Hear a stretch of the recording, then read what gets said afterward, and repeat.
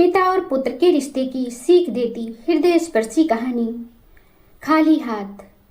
एक पुरानी कहावत है कि बुढ़ापा और बचपन एक समान, यानी कि बच्चे और बुजुर्ग एक जैसे ही सोच रखते हैं, एक जैसी ही उम्मीद रखते हैं।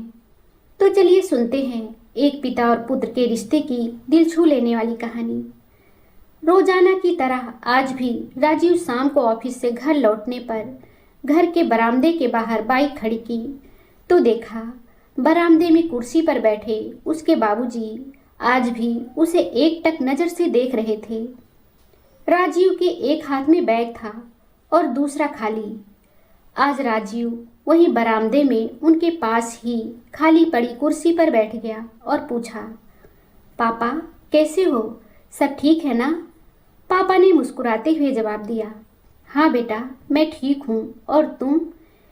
इस सवाल पर राजीव ने भी मुस्कुराते हुए जवाब दिया, हाँ पापा मैं भी ठीक हूँ। राजीव की माँ की पिछले 2 साल पहले देहांत हो चुका था और तब से ही यह काम चल रहा था।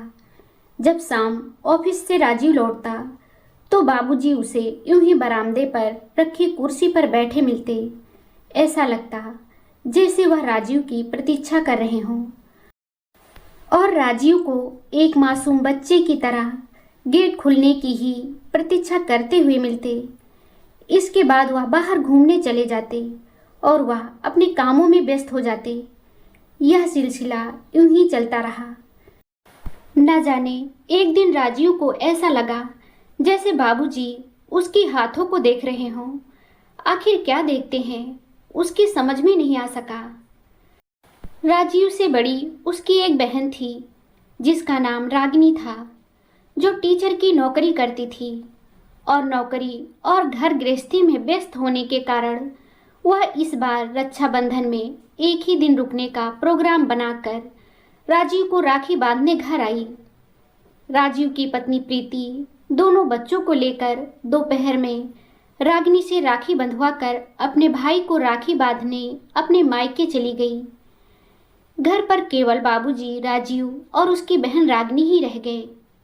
बाबूजी ने रात में खाना खाकर जल्दी सोने चले गए। राजीव और उसकी दीदी बिस्तर पर बैठकर देर रात तक बातें करते रहे। रागिनी बचपन को याद करते हुए राजीव से कहने लगी कि कैसे जब बाबूजी शाम को ड्यूटी से वापस आते थे तो हम लोगों के खाने के लिए कुछ न कुछ जरूर लाते थे और हम दरवाजे पर बैठकर उनका बड़ी ही बेसब्री से इंतजार किया करते थे। घर में आते ही उनके हाथों को ललचाए नजरों से देखा करते थे, उनके पैरों से लिपट जाया करते थे। कभी कभी बाबूजी खाने की चीज अपने बैग में छुपा लेते थे तो हम बड़े उदास होके मुंह लटका के बैठ जाते हैं।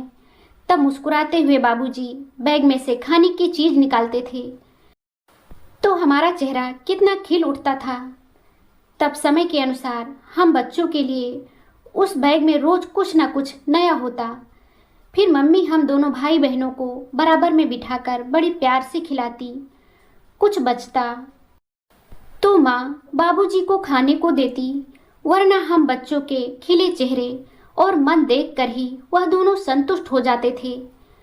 कभी कभी किसी कारण से बाबूजी को आने में देर हो जाती या उनके हाथ खाली होते हैं तो लगता जैसे पूरा घर उदास हो गया हो।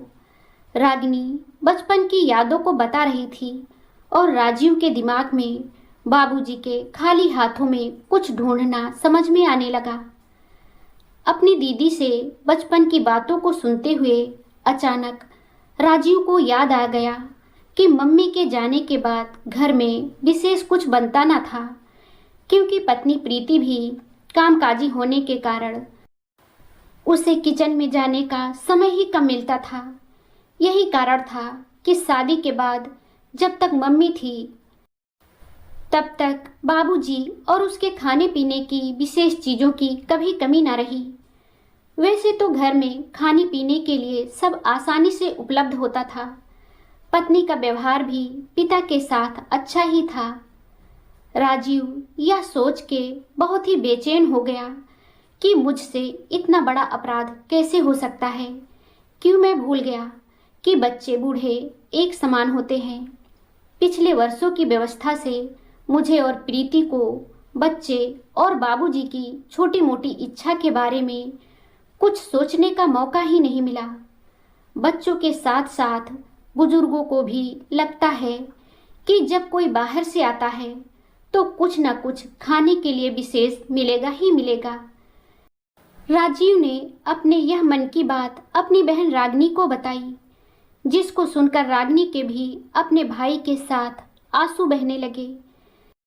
तब राजीव ने मन ही मन कुछ विचार और प्रण कर लिया और दूसरे दिन जब वह ऑफिस से लौटा तो उसके बाबूजी आज भी उसे यथावत उसी स्थान और उसी मुद्रा में बैठे हुए मिले। लेकिन आज राजीव ने गाड़ी की डिग्गी में से एक हाथ से बैग और दूसरे हाथ से गरम जलेबी का लिफाफा निकालकर अपने बाबूजी की ओर बढ़ाया। बैग के साथ दूसरे हाथ में लिफाफा देखकर बाबूजी की आंखों में चमक आ गई। लिफाफा उसके हाथ में देकर राजीव उसके बाजू में रखी कुर्सी पर बैठ गया। उन्होंने बड़े उत्सुकता से लिफाफा खोला और जलेबी देखकर बाल सुलभ मुस्कुराहट उनके चेहरे पर फैल गई। दोस्तों, यह कहानी हमें सिखाती है कि बचपन और बुढ़ापा सच में एक जैसे होते हैं। फर्क बस इतना है कि बच्चे अपनी इच्छाएं बोलकर जताते हैं और बुजुर्ग बिना कहे। जिस तरह एक पिता अपने बच्चों की हर छोटी चाहत को समझकर पूरी करता है, उसी तरह बच्चों का भी कर्तव्य है कि वे अपने माता पिता की अनकही उम्मीदों को समझें। बुजुर्गों को किसी महंगी चीज की नहीं, बल्कि थोड़ा सा समय, अपनापन और प्यार चाहिए होता है। जब बेटा पिता की आंखों में छुपी उस मासूम उम्मीद को पहचान लेता है, तब वह सिर्फ बेटा नहीं, बल्कि एक जिम्मेदार और संस्कारी इंसान बन जाता है। जो बेटा पिता की खामोशी में छुपी उस मासूम उम्मीद को पहचान लेता है, वही सच्चा इंसान बनता है। क्योंकि पिता को जलेबी से ज़्यादा उस एहसास की मिठास चाहिए होती है कि आज भी उसका बेटा उसे समझता है, उसे भूल नहीं गया।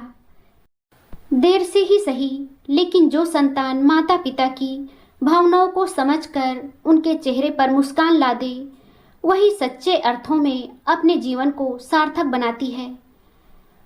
दोस्तों, यह कहानी आपको कैसी लगी हमें कमेंट करके ज़रूर बताएं।